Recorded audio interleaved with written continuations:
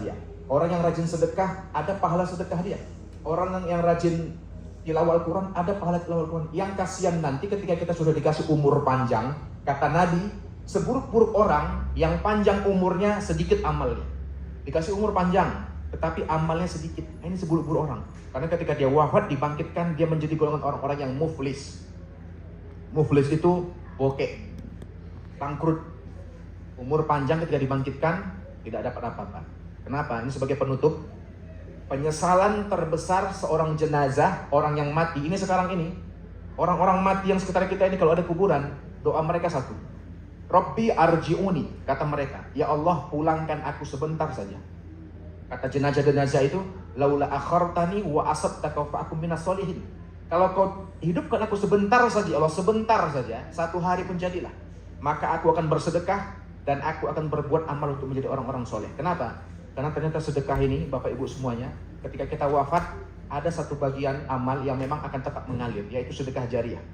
Ketika kita wafat, kalau kita bersedekah di dunia, karena Allah Subhanahu Wa Taala, mati kita, pahala kita yang sholat kita selesai, puasa kita nggak bisa kita lakukan lagi, tapi ada pahala yang terus mengalir, yaitu pahala sedekah amal jariah.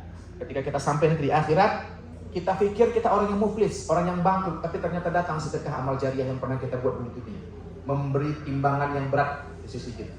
Maka jangan sampai kita di dunia ini melupakan hal-hal itu. Silakan cari karir setinggi-tingginya, cari harta sebanyak-banyaknya, nggak ada masalah. Umat Islam itu semakin kaya semakin bagus, banyak hartanya semakin bagus, tapi pergunakan harta itu untuk kebaikan. Gunakan harta itu untuk ibadah.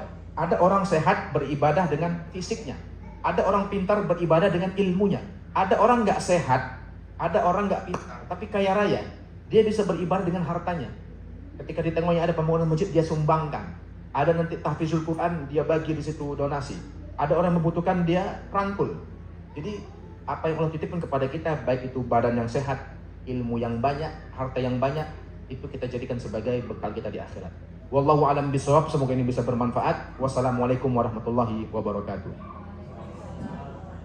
Baik, kita lanjut sholat tarawih 2 rakaat, kemudian dilanjut sholat witir 2 rakaat, setelah itu 1 rakaat.